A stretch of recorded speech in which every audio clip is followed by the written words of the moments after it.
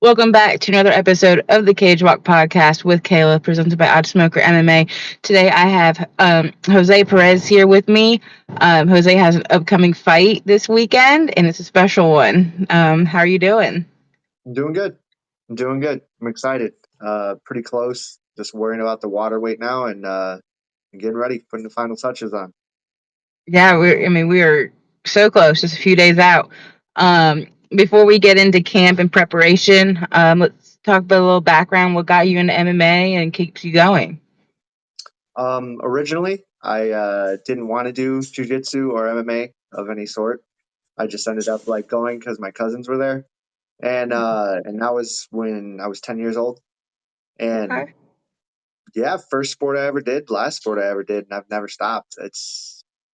I always say that martial arts and jiu-jitsu as a whole has been my life's only constant. Like people come and go, my living situation changes, jobs change, but I've always fought. I've always done jujitsu. I've always been a martial artist, and yeah, it's I just can't not do it. It's who I am. That's awesome. I mean, but you found your calling, it's fun. Like you said, you didn't want to do it, and here you are now, years and years later, still doing it, fought on some great promotions, and you have an upcoming title fight, Yeah, yeah. Second title. This is gonna be fun, and this one's at home.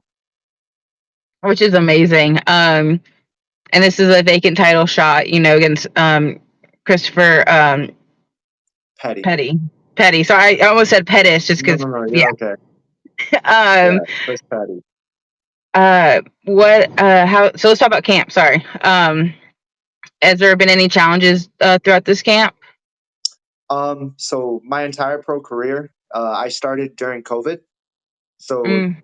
there was no fans, and not only that, there was no promotions in Illinois or Indiana that were operating. So I ended up finding Cage Fury and Hmm. on Fight Pass, and they were able to put on shows even when there was no fans in the stand. So that's how I ended up like with them. And pretty much I've been traveling. Like this is one of the first times I'm gonna fight without a plane ride in forever. And that's awesome. That's great. That's a good thing. But now I'm selling tickets. I'm selling Yeah. shirts. I'm running around. Everybody's asking me, "What time are you going to fight? What time are you going to fight? What time are you going to fight?" I'm like, I don't know. I don't know.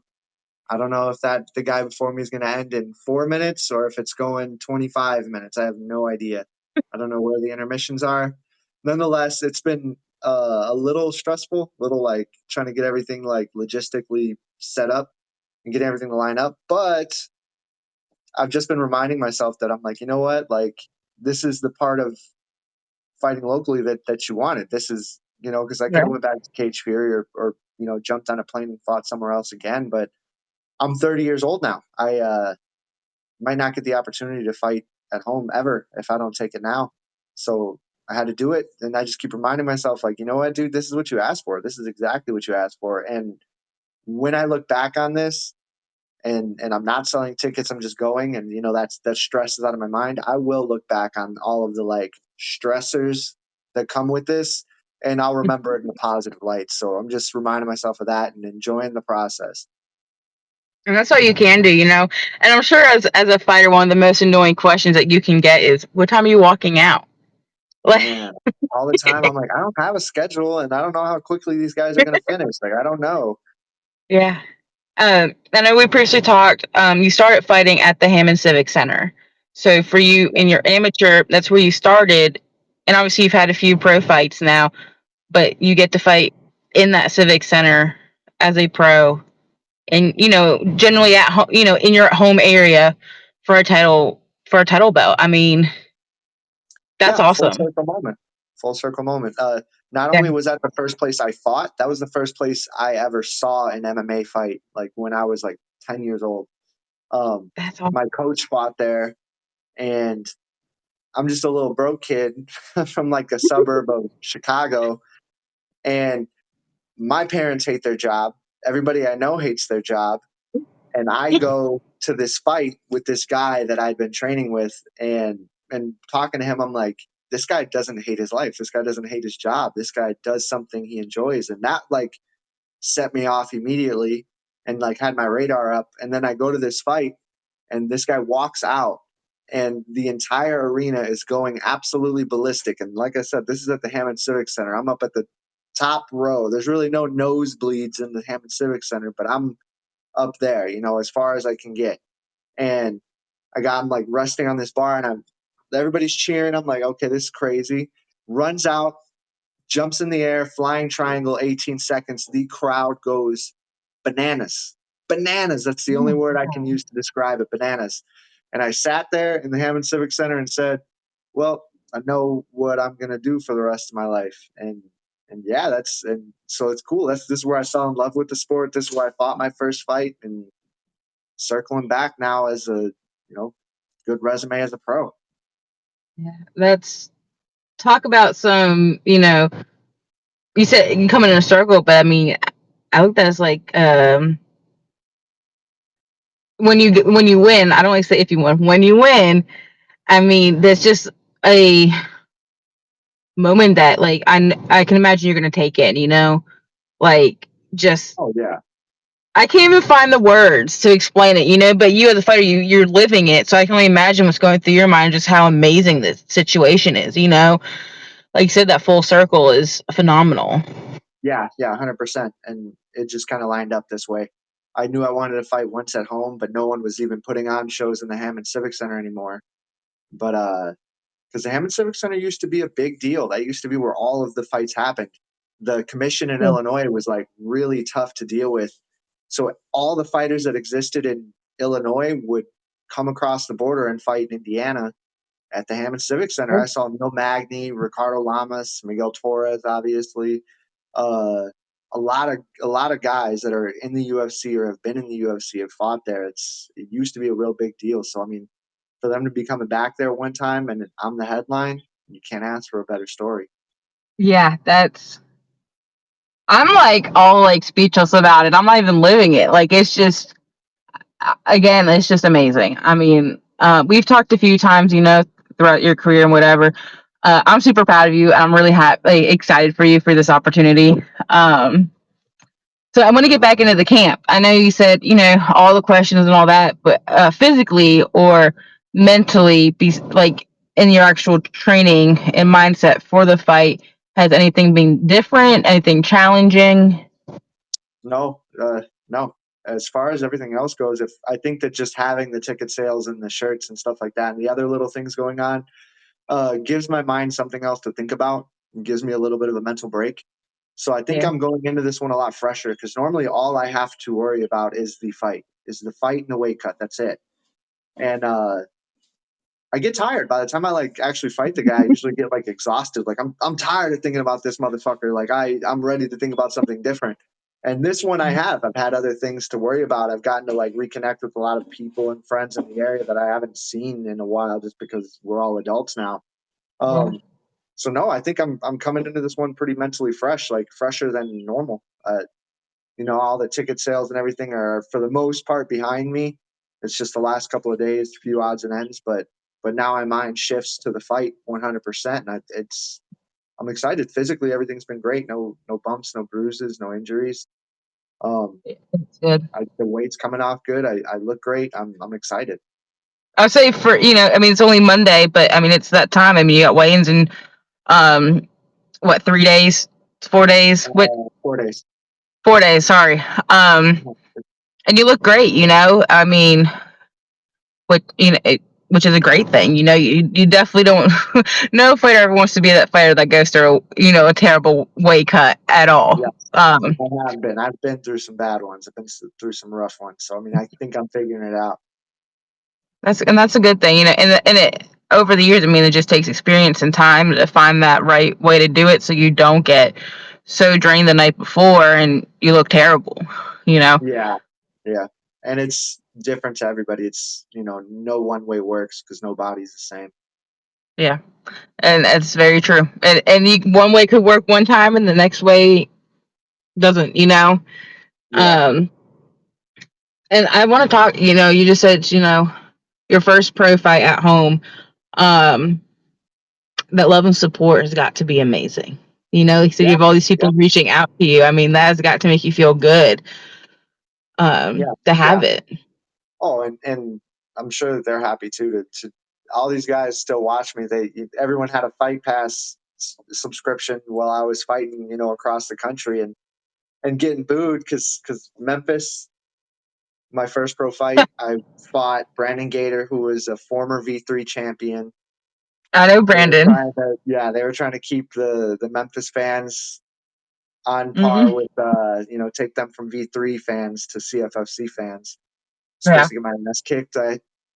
At least there was only 100 people there, so I only got booed a little bit. Uh, and I'm fighting Philly guys in Philly, getting booed tremendously booed, like people throwing shirts into the ring when I I'm so win. sorry. Oh, it's I'm all from right. Philly, and we Yeah, have the worst fan base. I mean, our fans are you terrible. guys. You know what? I'll take. All right, the fans are loud, but I'll take that. I'll take that. I'll take Philly over Jersey any day, no I think problem. anyone would. Yes, no problem. No, I don't think anyone would. There's some douchey dudes that like the Jersey vibes. Nah, dude, I like the roughneck Philly guys Yeah, for I sure. but yeah, I mean, but this time, I mean, I know getting booed sucks. I mean, when you came to, Memphis, is definitely a Memphis home, and everyone travels. And I know a lot of people traveled for Gator. I know he fights out of a UFC gym. So, but now is your time as a pro for everyone to be cheering for Yeah, you. that's what I was It's saying to your those turf, guys your too. home. So, I mean, and have you thought about it? Like, I mean, so you've been booed. Okay, I'm sure you've also Yeah. been cheered for, but that No, mind. yes, never sure I've been cheered for. No, I even fought a Muslim guy in Saudi Arabia last time. No way. DC guy in Maryland. That's been my career. I'm the heel because I'm always fighting guys in their hometown. I've cheered for you before I even knew you. Well, that makes one, maybe two with my girl in the crowd too. That's about it. um, but your mindset for that, like knowing that you're gonna have how do you feel? I mean, do you feel? I'm trying to get my words out right. Do you feel more nervous going into your home? Because I mean, you have a lot of people are expecting you to pull that win. Are you set to a higher standard because you're in your home field, or do you still just going in there the same way you always do? Um, when the fight starts, I feel it. I do feel it. I'll say like it's. I don't think it's going to affect me in the way I fight or anything like that. But I always have the mentality like I have to win. I am a motherfucker and I need to win. No, I'm so serious. Like I know everybody says that. That sounds redundant. Like obviously you want to win. No, no, you don't understand. I want to fucking win. I want to win. I want to win. And that's how I am no matter who's watching. But I do feel it right now. I said if there was ever a fight that I have to win, This it's one. this one right now. I gotta win this one and I will. I mean when the fight happens, I'll hear the crowd, but I won't feel them. I'm gonna be doing my thing and get in the zone.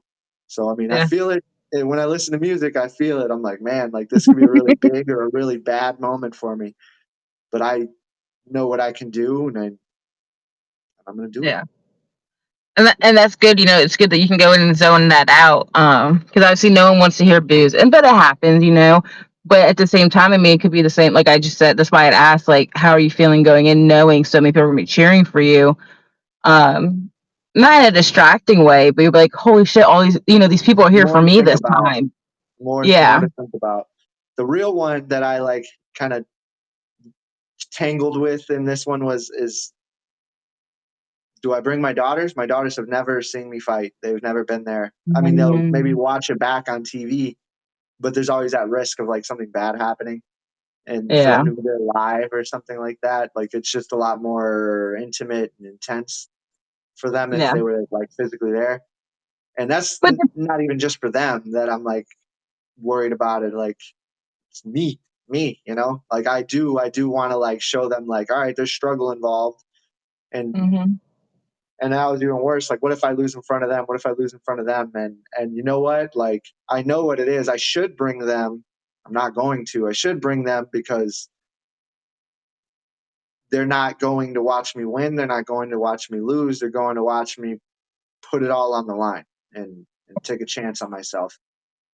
And that sounds beautiful, and that is what it is. But I just don't know if I could have them in there. I don't know if I could do it. I think that like me focusing, I don't think that I would be able to focus on my job. I think I would be like thinking about other stuff, and I don't want to do that. So Yeah.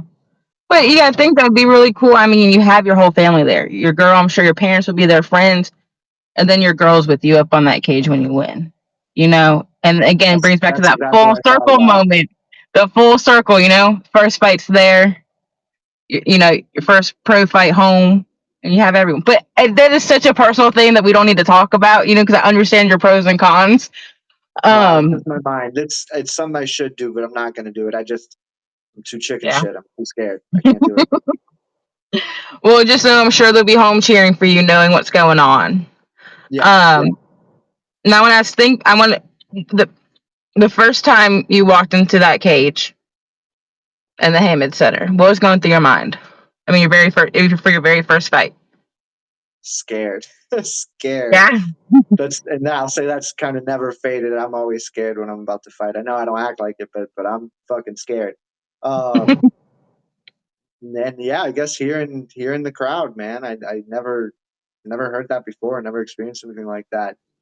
Even during the walkout, hearing the crowd like vibrating me, like making my body vibrate. There's really nothing like that. It's never toned down. I've never gotten less excited about that walkout. Yeah. But it's gonna feel good to be able to control an arena. Yeah. I mean, I'm just so happy for you. Like I truly am. Um, we've been following your journey for a while. So it's just exciting to see this for you. I hadn't realized that this was, your first pro at home. Yeah, first And time like you fighting at said, home in 8 years. yeah, that's just the whole, that whole circle moment is just, as a fan, just speechless. That's just amazing. Now just some fun questions before we jump off here, because I know you didn't have a whole lot of time. Um, Hypothetically, if you could fight any fighter in the world, on a current roster, retired fighter, in any weight class, who would you want to fight and why? That's tough.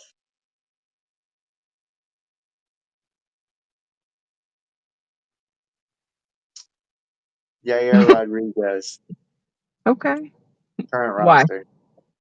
He's from Chicago too. Okay. See, Just we're really different first. than on the East Coast. All those guys are friends. If you're from the East Coast and you're from the East Coast and you're from different gyms, you're still friends. It's Yeah. not the same thing out here. It's not the same thing out here. We want to beat each other up more than we want to beat up the guys from another state. I'm just a Oh, competitive. wow. I'm just a competitive motherfucker. That's it. I love that. I love it. Okay, so obviously, you've been fighting for a long time. And weight cut sucks for everybody, but do you have a go-to meal either right after weight cut or right after your fight? Oh, right after the fight, I already know what I'm getting. I make lists. I make craving lists of things that I Okay. want to eat when I'm done. And Pequods right now. I always get deep dish pizza because I fucking love deep dish pizza. But Pequods, if you go to the city of Chicago and you want to know the best pizza in Chicago, it is Pequods.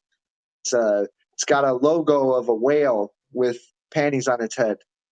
It's so fucking good. It's so good. I'm so excited. I'm salivating right now talking about it. But yes, we have we had two guys fight this past weekend, or three guys fight this past weekend on two different cards, and we're 3-0 so far. Next weekend, we've got Steve on Friday at LFA, and then me and a guy named Chris at EFN on Saturday. So that's going to be a bunch of fights back to back. And we already said we got to do a little powwow. All of us celebrate our wins and go to Pequods and eat some good food. I'm so excited. I'm so excited for some good food. And the day That's after my fight's Father's Day. I'm gonna get lit and fat. It's gonna be excellent. awesome. It's gonna be great. It's lit and fat. Yeah. I'm thinking about going to LFA possibly. And I knew Scuba was on that one. And a couple fighters I sponsor on there. Um, that'd be awesome. I'll definitely be watching it. What was I gonna say? Oh, and whenever I come to Chicago, I have to go try that place because I'm a foodie. I was talking to Jesus actually, and I told him I have to come up to Chicago to visit y'all, and do in person, interviews at the gym. And he didn't mention no great pizza like that though. Pequods. Pequods. That's the I'm one. not thinking. I love pizza. I've only had one Chicago deep dish pizza, and I was like 8. Really? You're missing Yeah, out. that's the only time I've been to Missing out. Chicago, and I want to go back. I don't remember it. Like I was a kid, you know. Um. Anyway, 2 more questions and we'll be done. Just because, like I said, I don't want to keep you too long. Um, what advice do you have for an up and coming fighter, whether it's their first time stepping into the gym or they've only been there for a month or 2? Number one, get a good group of people behind you that know what they're doing and that you can trust. That it's at the end of the day, this is a business, and that's something that I went into this not really like fully understanding. This is a business more than it is a sport. So get some people behind you that you can trust because you can't really trust a lot of people in this game. So I mean, and don't lose sight of what it is. So I mean, get on Instagram, post, share your stories, be funny, show your personality. You don't like your personality, fake it. Learn to like your personality. Post it, Yeah, share it. You're doubting sharing it, share it anyways. Because good social media and people wanting to watch you fight because they like who you are is what matters most. That's you got yeah, to be able to win. You got to be able to win. But if no one cares about you enough to watch you fight and watch you win, doesn't matter. Doesn't matter. Get some good people behind you. Do your social media. yeah. I love that. I've obviously heard get the people together, but the personality social media is the new one. Um, which is big because if you don't have social media, you're not posting about yourself. No one's gonna know who you are. One You know? hundred percent. 100%. Being big on social media will get you opportunities that your skill alone won't. It's a fact. It's not merit based 100%. It's not fair. Do it. Play the Yeah. game. You got to be smart. You got to be smart. Play the game. Yeah, that's some great advice right there, most definitely. I know that's going to be a clip right there, so I'm gonna make sure that's posted and everything. Because I mean, It's true. it's just so True. basic. Like so many people have social media. I mean, but they don't use it to their advantage. I Yeah. mean, that's where you get your fan base. That's where you get your following. That's where people follow you. And you said the personality. Like people are going to love you for who you are, whether you're a great fighter or not. You could be a fantastic fighter, but no one knows who the fuck you are because you're not Yeah. putting stuff out there for people to see. Yeah. Be a member of the community. And then when you can't fight anymore because it doesn't last forever, maybe you'll still have a name worthy enough of making money just off of that, off of what you did do. Just take Yeah, advantage of it. It's a short window. Do everything you can. yeah, All absolutely. right. What you got for me? Last 2 questions. And what? I said, what you got for me? Just all right. So last serious question, and then we're gonna go into finding your, where we can find you on socials and stuff, and get on off here. Um, what's your biggest motivation to keep fighting? I know you said you didn't want to do it. You did it because you fell in love. But is there anything else that motivates you and pushes you to keep doing it? Um, a lot of people say they fight for their family, but I'm smart enough to where if I didn't fight, I would find another way to support my family. It's not like I, so it's not. I can't say that it's directly for them in that sense, but I can say how many people do you know that work a job that they hate? A lot. You know, a lot. How many people do you know that are working jobs that they have no passion for? A lot. Mm-hmm. You don't get to meet a lot of people that are honestly doing something that they love doing. And that's you don't even think that it's a possibility. Like you know what I'm saying? Everybody grows up with dreams and they like crumble as people tell you that might not work out. Oh, be careful. Yeah, Don't put all your eggs in one basket or all these thousands of things that I heard growing up. And you know what I'm saying? If you don't know anybody that really lives their dream and is like pursuing it, you don't look at it as an option. You don't think that that's something that you can do. So I do fight for my daughters. It's not because we're going to go broke if I don't fight, because I'll find something else, but it's my love, it's my passion, and I want them to see me going for my passion so that when they grow up, they understand and see what I see. That why would you give up a third of your life, half of your waking life, conscious life, half of it, to doing something that you don't want to do for money? Like that's a crazy concept to me. I'd rather fail at this than succeed at anything else. And I want them to, they don't got to be fighters, whatever the hell they want to do, because they're not me. Whatever they choose to do, I want them to feel an urgency to pursue that. My heart tells me do this, I want to do this. And I'm going to Yeah. do that, regardless of money or status or whatever social symbols or whatever the hell. You know what I'm saying? Like, Yeah. do what you want to do. Fuck what your friends do. Fuck, because they don't got to live your life. Yeah, You do that's that. 100% right. And that's to your to your daughters and to anyone. I mean, that's just great advice. I mean, you do see so many people who work these 9 to 5 jobs and they're just fucking miserable. Yeah. I'm grateful for my full-time job. I work in this education system in special education and I love it. And then obviously I do all this MMA stuff. Like I do media. Like I'm currently headed to PFL to work media. Like it's just Come true. Passion project. exactly. And it's just and like you, I'm just grateful to have these things that I do love. And I wish more people would, like you said, just take their dreams and just go do it, instead of just be stuck at the bare minimum, just to get by. So we're the lucky ones, that we're doing stuff that we love and, Yeah. get paid for it. Last question.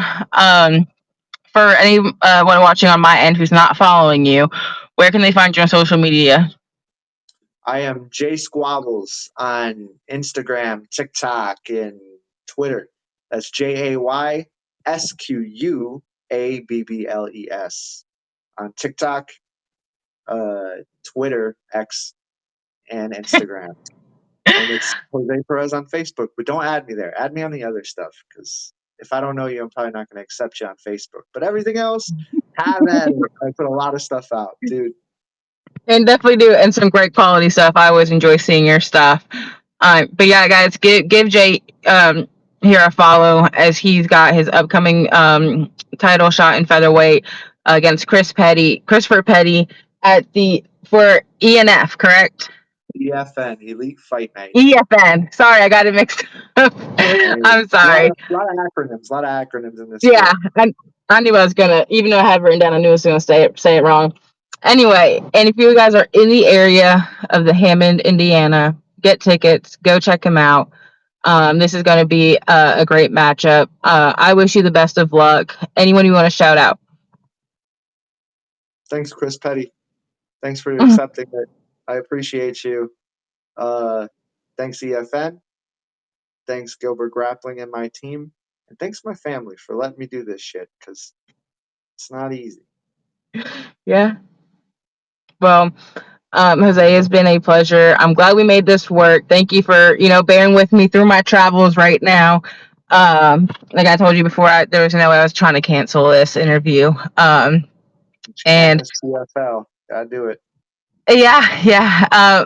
And as I always say at the end of my podcast, y'all can find me at OddSmokerMMA on all social media platforms. Hit us up for graphics, merch designs, interviews, whatever. We do it all. But yeah, Jose, best of luck this weekend. I cannot wait. I'm going to find a stream, hopefully, be able to watch it. It's gonna be quick, fast. You'll see highlights. You'll hear about how I finished them. If it Well, was I can't round wait. 2 or round 3, well, it's gonna be one of those two. We'll see. Two or three. Well, I know you probably got to get going. I know last week prep and whatnot and training. So again, good luck and thank you so much for joining me. No problem. Thanks for giving me a platform to speak on. Absolutely. I'll talk to you later. All right, I'll see you. Bye.